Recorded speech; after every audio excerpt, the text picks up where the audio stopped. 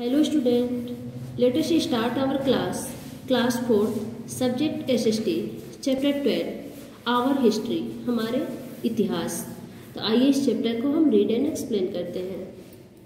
History is the study of the past. इतिहास हमारे past का एक अध्ययन है। It is important to put events in correct order और सीक्वेंस। और इन सारे इम्पोर्टेंट इवेंट्स को एक करेक्ट सीक्वेंस में अनुक्रम में रखना महत्वपूर्ण है। Events can be understood better if they are put in sequence to show the connectivity. और इन घटनाओं को बेहतर ढंग से समझा जा सकता है। A timeline display the sequence of events which took place in the past. Indian history can be broadly divided into 3 periods back to back about 5000 years।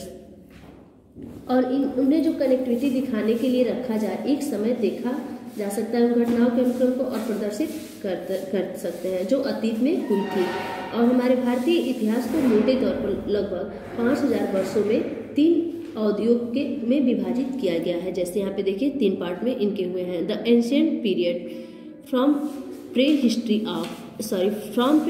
to 600 CE, the medieval period from 700 CE to 750 CE, the modern period from 750 CE to 1947 century।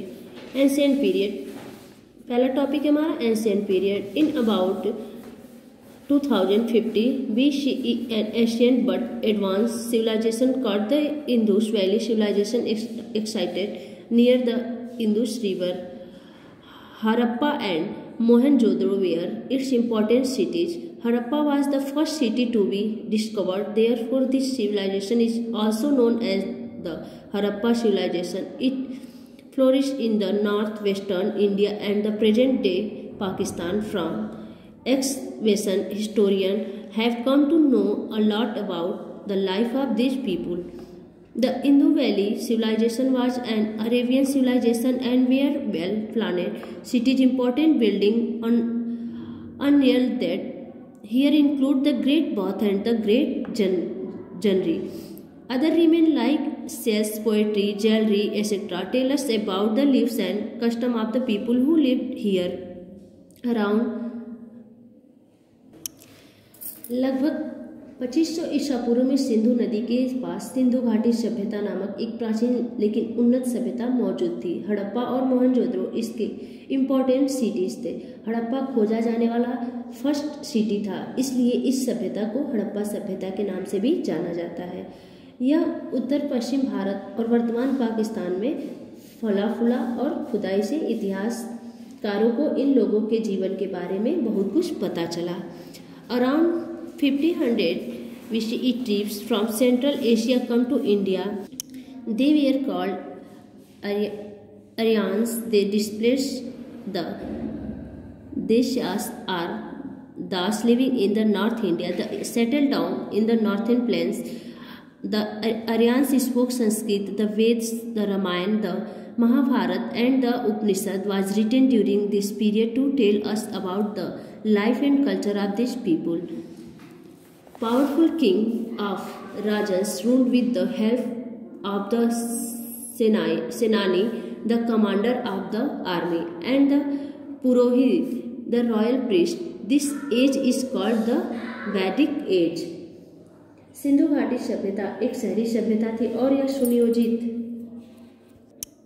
Asia से लगभग 1500 ईस्वी पूर्व जनजातियां भारत आई। उन्हें आर्य कहा जाता था। उन्हें भारत में रहने वाले कर्मचारियों को स्थापित किया। वे उत्तरी मैदानों में बस गए।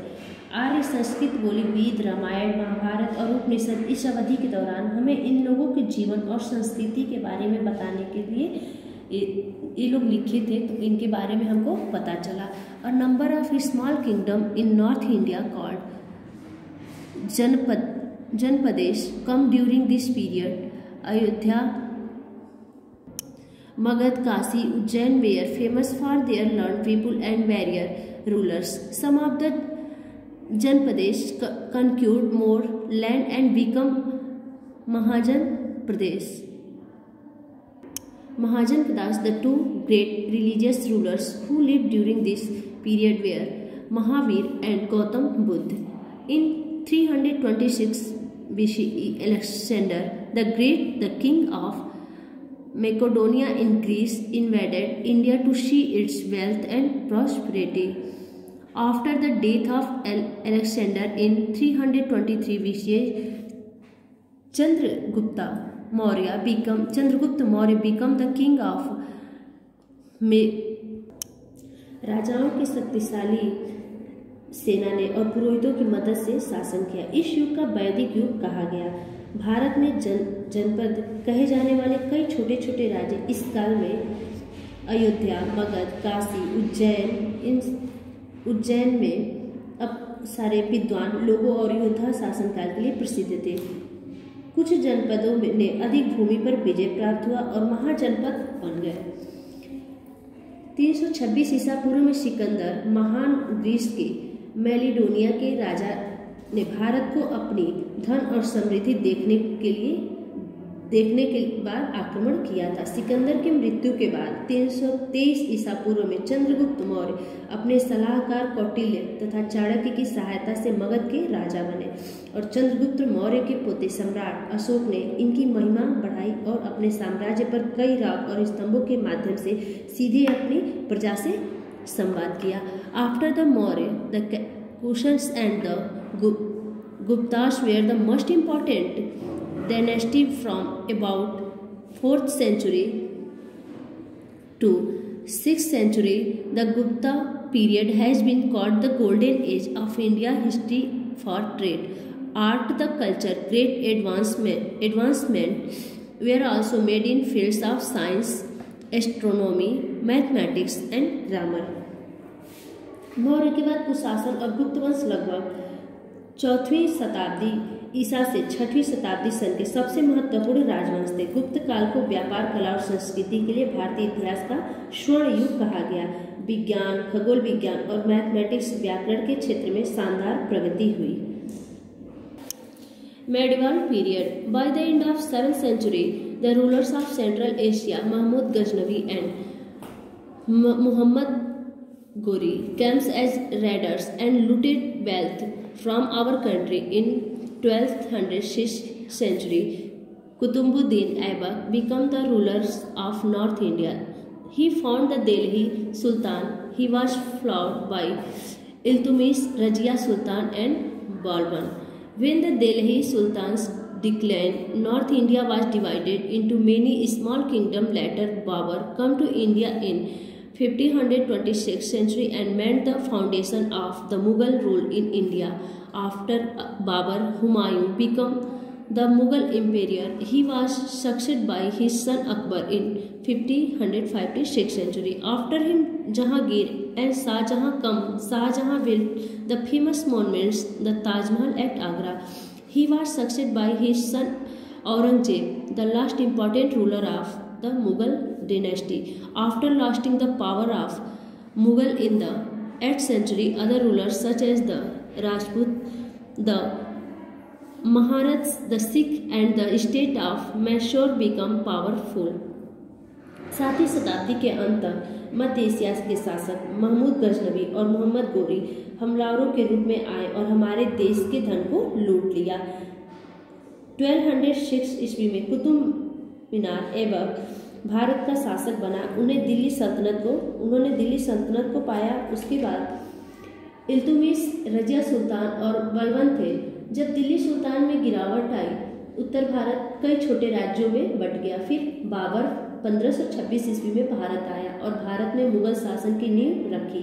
बाबर के बाद हुमायूं मुगल सम्राट बना। वह अपने बेटे अकबर द्वारा 1556 ईस्वी में सफल हुआ। उसके बाद जहांगीर और शाहजहां आए। शाहजहां ने एक फेमस स्मारक आगरा में ताजमहल बनवाया। वह मुगल वंश के अंतिम महत्वपूर्ण शासक अपने बेटे औरंगजेब द्वारा हासिल किया गया था। 18वीं शताब्दी में मुगलों की शक्ति खो जाने के बाद अन्य शासक जैसे राजपूत, मराठा, सिख और मैसूर शक्तिशाली हो गए। Modern period. अब नेक्स्ट टॉपिक है हमारा modern period. During this time the Europeans came to India to trade.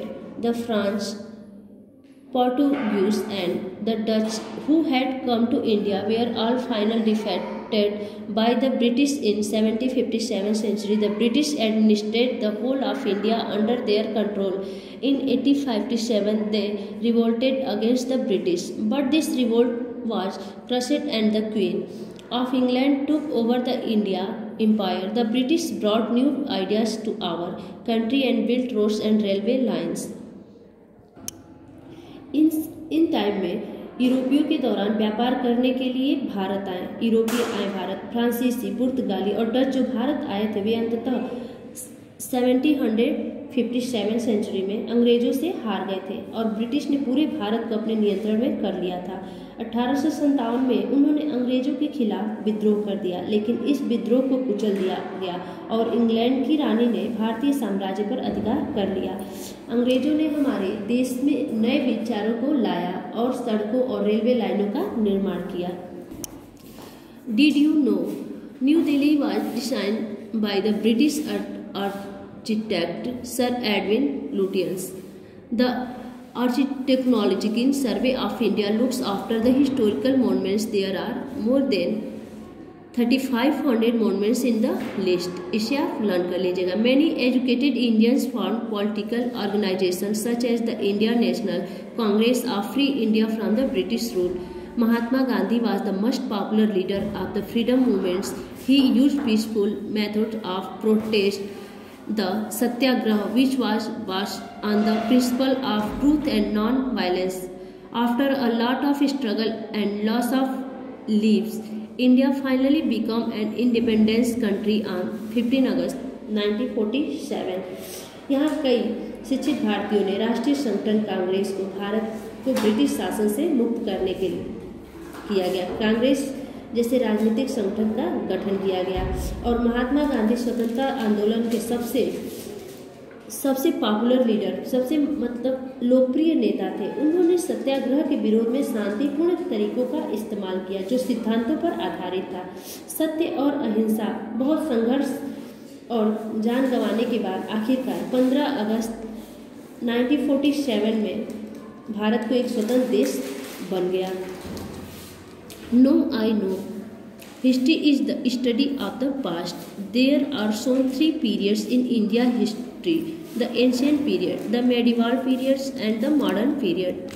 In ancient period, we get the knowledge of Indus Valley civilization, Vedic age, and more Kusans and Guptas. In medieval period, we get the knowledge of Mahmud Ghaznavi, Muhammad Ghori, Kutubuddin Aibak, Babur, Humayun, Akbar, Jahangir, and Shah Jahan. In modern period, we get the knowledge of an Indian freedom struggle to British rulers. तो ये chapter our history, ये हमारे इतिहास के बारे में इस chapter से हमको जानकारी मिलती है कि हमारे इतिहास में क्या क्या चीज़ें हुई हैं और कैसे हमारा देश आज़ाद हुआ है। तो आप इस चैप्टर को पढ़िएगा और इसे समझिएगा और did you know, no I know, ये सब आप लर्न कर लीजिएगा। आपकी क्लास ओवर होती है। Thank you.